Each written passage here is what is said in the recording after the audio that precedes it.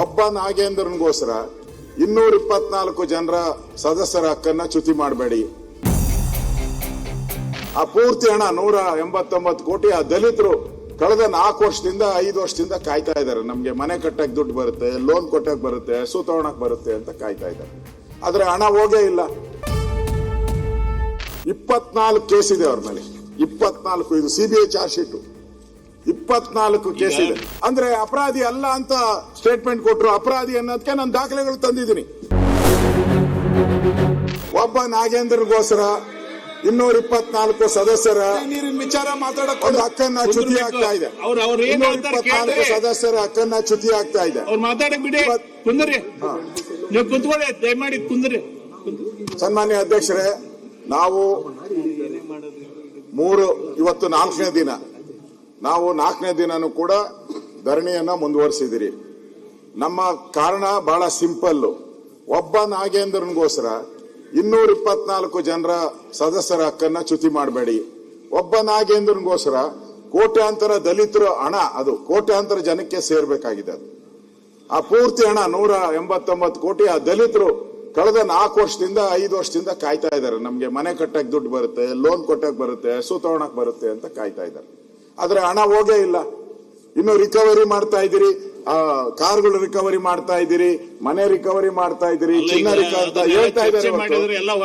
ಅಲ್ಲಲ್ಲ, ಅದನ್ನೇ ನಾವು ಕೇಳೋದು. ಅದಕ್ಕೆ ಅವ್ರು ಮಾತಾಡಿ, ಅವ್ರು ಚರ್ಚೆ ಹೇಳಿ ಉತ್ತರ ಕೊಡ್ಲಿ. ನಿಮ್ ಮಾತು ಕರೆಕ್ಟ್ ಇದೆ, ನಿಮ್ಮ ಮಾತು ಕರೆಕ್ಟ್ ಇದೆ. ಈ ಮಾತನ್ನ ಅದೇ ಬೇಕಾಗಿತ್ತು. 2.5 ಗಂಟೆಗಳ ಕಾಲ ನಾನು ಇಲ್ಲೇ ಸದನದಲ್ಲೇ ಚರ್ಚೆ ಮಾಡ್ಬಿಟ್ಟಿದ್ದೀನಿ. ತಾವು ಅವಾಗ ಅಲ್ಲಿ ಕೂತಿದ್ರಿ. ಸ್ಪೀಕರ್ 2.5 ಚರ್ಚೆ ಮಾಡಿ ಎಲ್ಲಾ ದಾಖಲೆಗಳನ್ನು ಕೊಟ್ಬಿಟ್ಟಿದ್ದೀನಿ.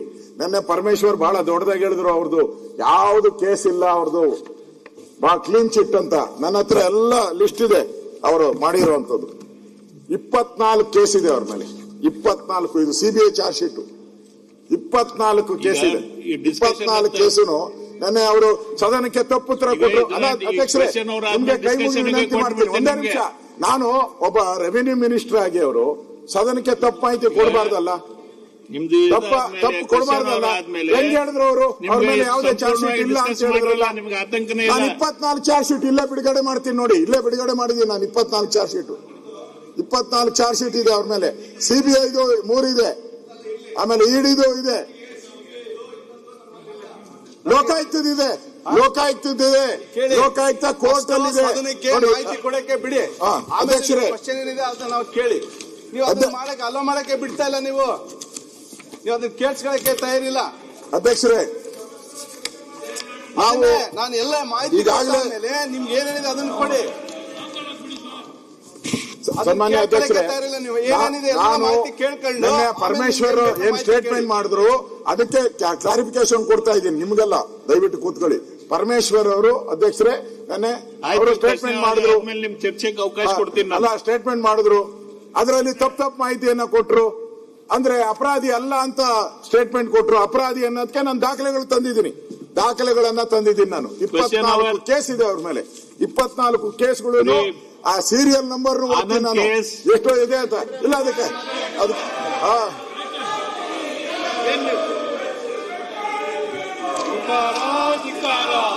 ಲೀಡರ್ ಆಫ್ ದ ಅಪೋಸಿಷನ್ ಮಾತಾಡ್ಬೇಕಾದ್ರೆ ಈ ಟೈಪ್ ಬಂದ್ಕೊಟ್ರೆ ಅಧ್ಯಕ್ಷರೇ.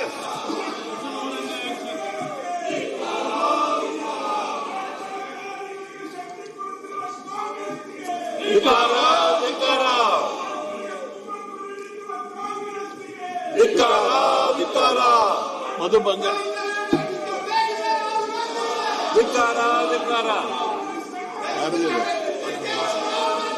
ಕೊಟ್ಟಿಲ್ಲ, ಬಂದಿಲ್ಲ. ಷಡಕ್ಷರಿ ಅವರು ಅಭಯ್ ಪ್ರಸಾದ್, ನಾಗೇಂದ್ರನ ವಜಾ ಮಾಡಿ, ಬಣ್ಕರ್, ನಾಗೇಂದ್ರನ ವಜಾ ಮಾಡಿ, ಮಾನ್ಯ ಪ್ರಾಥಮಿಕ ನಾಗೇಂದ್ರನ ವಜಾ ಮಾಡಿ. 1194ನೇ ಪ್ರಶ್ನೆ ಕೇಳ್ತಾ ಇದ್ದೀವಿ. ಮಾನ್ಯ ಸಭಾಪತಿಗಳೇ, ಧಿಕ್ಕಾರ. ಉತ್ತರವನ್ನು ಒದಗಿಸಲಾಗಿದೆ. ಮಾನ್ಯ ಸಚಿವರು ವಿವರವಾಗಿ ಮಾಹಿತಿಯನ್ನು ಒದಗಿಸಿದ್ದಾರೆ. ನನ್ನ ಕ್ಷೇತ್ರಕ್ಕೆ 4 ಶಾಲೆಗಳಿಗೆ ಶೌಚಾಲಯಗಳಿಗೆ ಹಣವನ್ನು ಬಿಡುಗಡೆ ಮಾಡಿದ್ದಾರೆ. ಅವರಿಗೆ ಧನ್ಯವಾದ ಸಲ್ಲಿಸಿ ಇನ್ನೂ ಹೆಚ್ಚಿನ ಅನುದಾನವನ್ನು ಶೌಚಾಲಯಗಳಿಗೆ ಮತ್ತು ಶಾಲಾ ರಿಪೇರಿಗೆ ಬಿಡುಗಡೆ ಮಾಡಲಿ ಅವರಿಗೆ ವಿನಂತಿ ಮಾಡಿಕೊಳ್ತಾ ಇದ್ದೇನೆ. ಮಾನ್ಯ ಸಭಾ ಅಧ್ಯಕ್ಷರೇ, ಅವ್ರಿಗಾಗಲೇ 4 ಶೌಚಾಲಯವನ್ನು ಕೊಟ್ಟಾಗಿದೆ.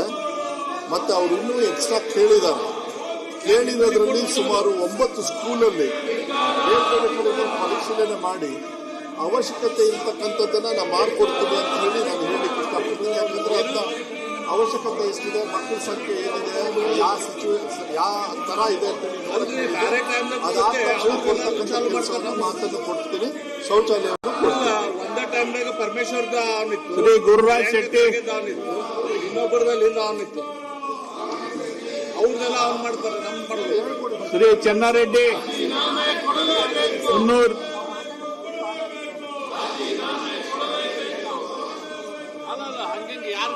ಶ್ರೀ ವತ್ಸ TS,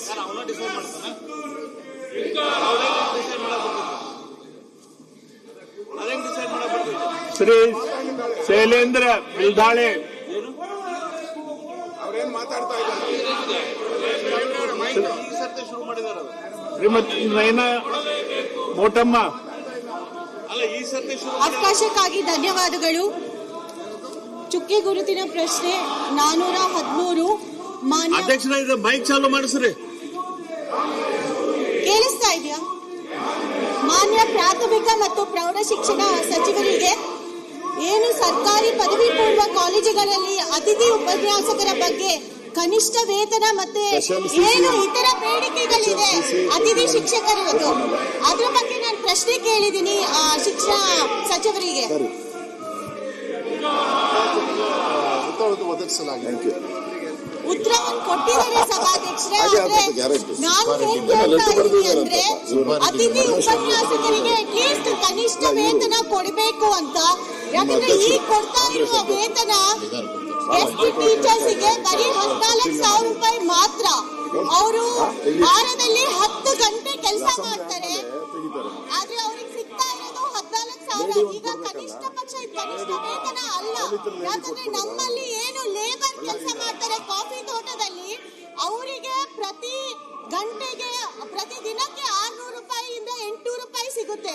ಬಟ್ ಆದ್ರೆ ಅತಿಥಿ ಶಿಕ್ಷಕರಿಗೆ ಒಂದು ದಿನಕ್ಕೆ ಬರೀ 466 ರೂಪಾಯಿ ಸಿಗ್ತಾ ಇದೆ. ಇವರು ಓದಿರೋರು, ಡಿಗ್ರಿ ಹೋಲ್ಡರ್ಸು, ಅವ್ರಿಗೆ ಅಷ್ಟು ವೇತನ ನಾವು ಕೊಡ್ಲಿಕ್ಕೆ ಆಗ್ಲಿಲ್ಲ ಅಂದ್ರೆ ಇದು ಸರ್ಕಾರದಿಂದ ತಪ್ಪಾಗುತ್ತೆ ಅಧ್ಯಕ್ಷರೇ. ಯಾಕಂದ್ರೆ ಇರೋದೇ ಬರೀ 5,910 ಅತಿಥಿ ಶಿಕ್ಷಕರು ಇಡೀ ರಾಜ್ಯದಲ್ಲಿ ಪದವಿ ಪೂರ್ವ ಶಾಲೆಯಲ್ಲಿ ಕೆಲಸ ಮಾಡ್ತಿರುವ ಅತಿಥಿ ಶಿಕ್ಷಕರು. ಸೊ ಇವರಿಗೆ ನಾನು ಕನಿಷ್ಠ ವೇತನ ಕೊಡಬೇಕು ಅಂತ ಕೇಳ್ಕೊಂತೀನಿ.